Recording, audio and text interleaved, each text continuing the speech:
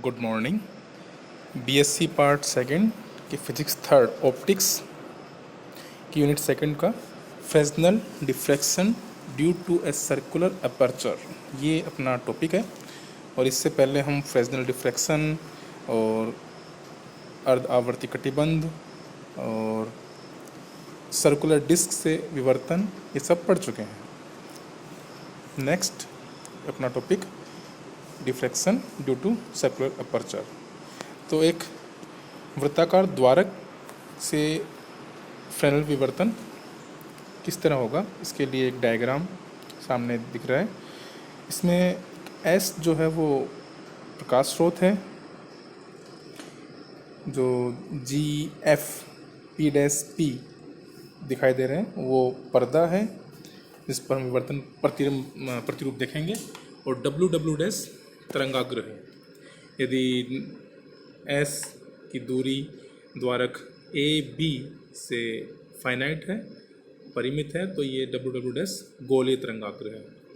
अब हम ये सामान्यतः ये देखा होना चाहिए था कि एस ए को मिलाएं, उस रेखा को आगे बढ़ाएं तो पर्दे व बिंदु जी पे मिलता है, और एस बी को मिलाएं, उस रेखा को आगे बढ़ाएं तो पर्दे बिंदु एफ पे मिलता है।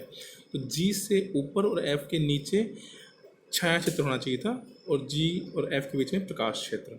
अब जी एफ के बीच में प्रकाश क्षेत्र है, उसमें एक समान प्रकाश न रह के वहाँ भी विवर्तन प्रतिरूप मिलता है, अलग अलग तीव्रताओं के वलय मिलती हैं, और छाया क्षेत्र में भी प्रकाश विवर्तन प्रारूप यानी वलय दिखाई देती हैं। ये प्रयोग से देखा गया। अब ये ऐसा क्यों होता है, आइए हम इसको समझने का प्रयास करते हैं।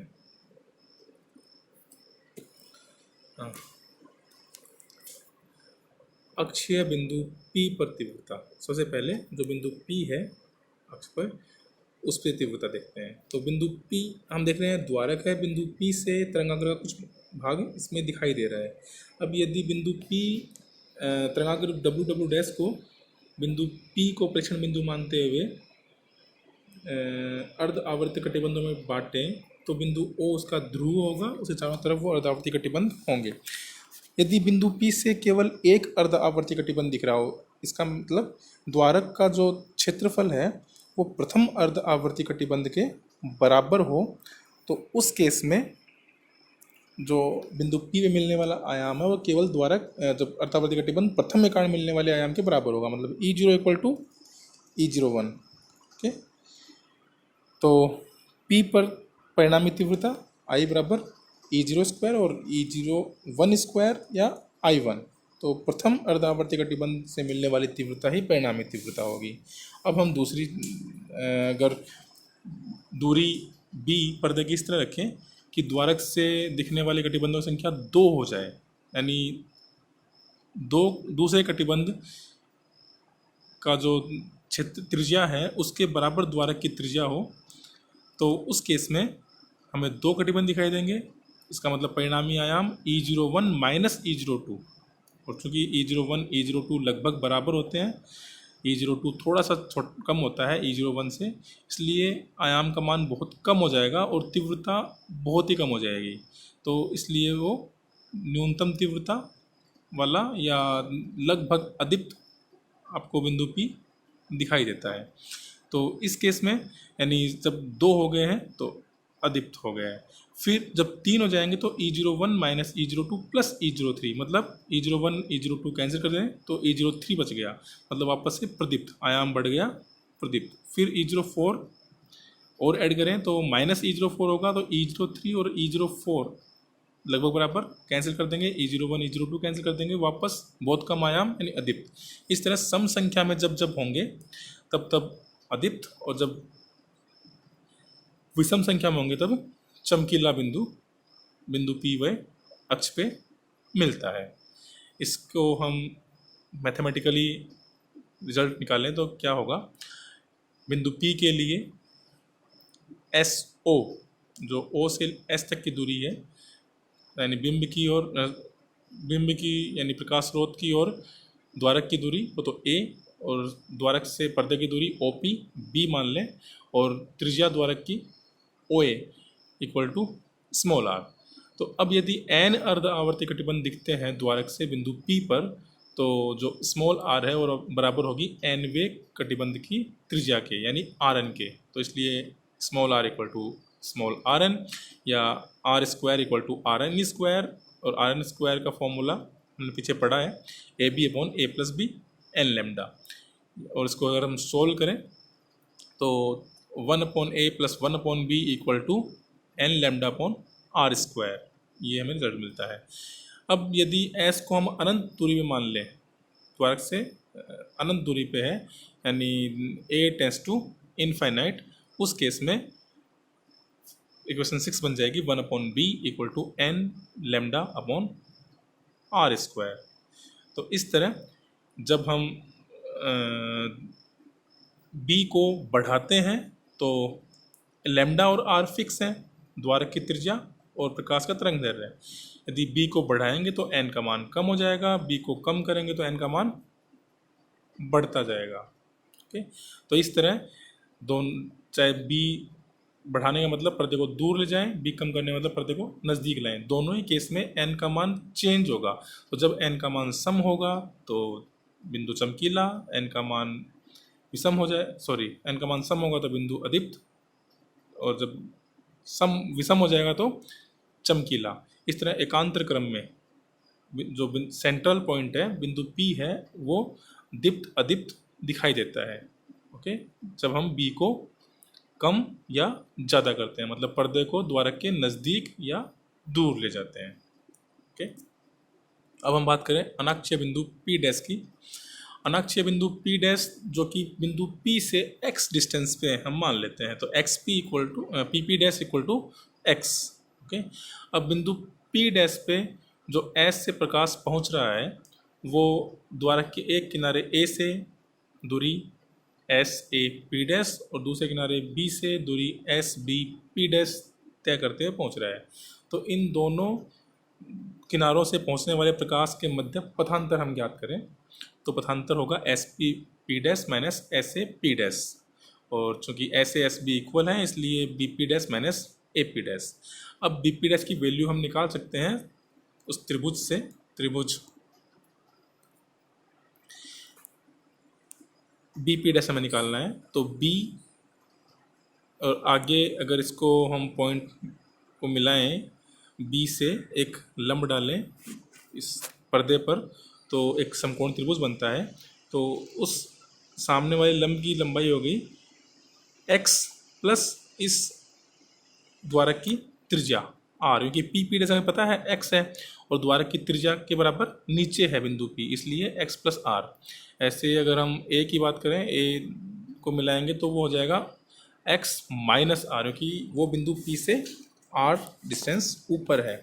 तो इसलिए बिंदु BP डैश हम ज्ञात करें, BP dash equal to B square, जो डिस्टेंस है पर्दे और द्वारक के बीच की, प्लस वो लंब की लंबाई x प्लस r का स्क्वायर का अंडर रूट, और इससे B कॉमन लेके वही बाइनोमियल थ्योरम से एक्सपेंड किया और जो हायर टर्म है उनको नेग्लिजिबल मान लिया। ये सब करके हम लास्ट रिजल्ट निकालते हैं BP dash equal to B plus x plus r square upon 2B। इसी तरह AP डैश भी सिमिलरली निकाल सकते हैं, B plus x minus r का होल स्क्वायर अपॉन 2B। समीकरण 8 और 7 से 8 और 9 से हम वो डेल्टा की वैल्यू निकाल लें, जो कि आती है 2xr अपॉन b। ये आ गया डेल्टा पथांतर, किसमें S से A से होते हुए P डैश पे पहुंचने की और S से B से होते हुए P डैश पे पहुंचने वाली जो तरंगे हैं उनके मध्य पथांतर। अब मान लो SAP dash minus SO dash P dash. O dash क्या है? बिंदु P डैश को अगर प्रेक्षण बिंदु माने तो O डैश उस तरंगाग्र का ध्रुव होगा।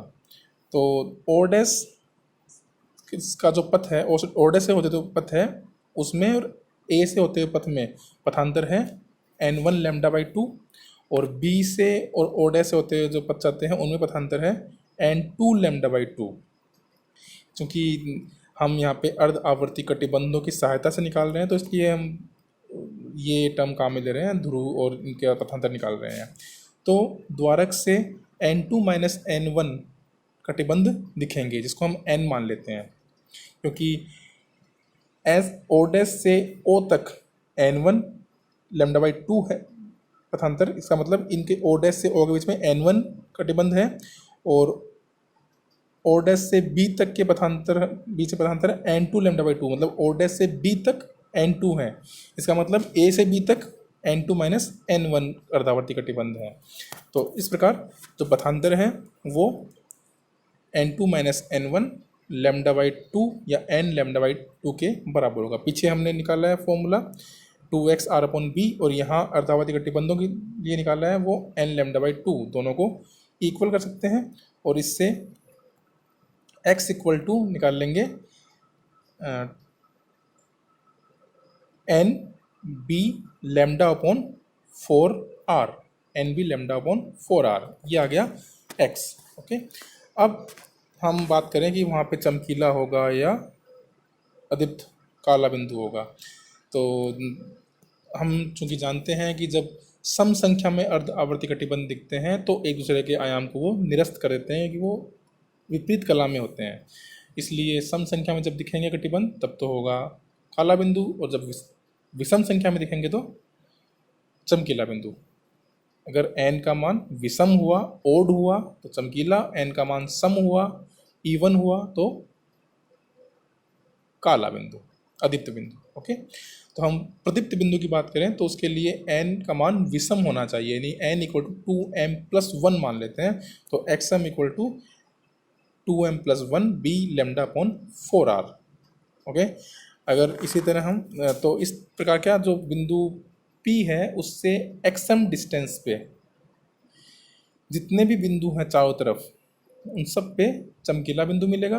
इट मीन्स एक चमकीली वलय मिल जाएगी। ऐसे ही यदि n इक्वल टू 2m सम ले लें तो 2m b λ/4r, ये हो गया xm।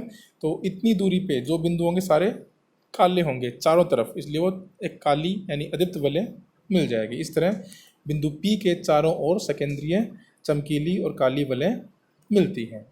अब प्रथम काली वलय अदीप्त वलय कहाँ मिलेगी? तब m इक्वल टू 1 हम रख दें इक्वेशन नंबर 14 में, तो x1 equal to b λ/2r, ये है प्रथम अदीप्त वलय।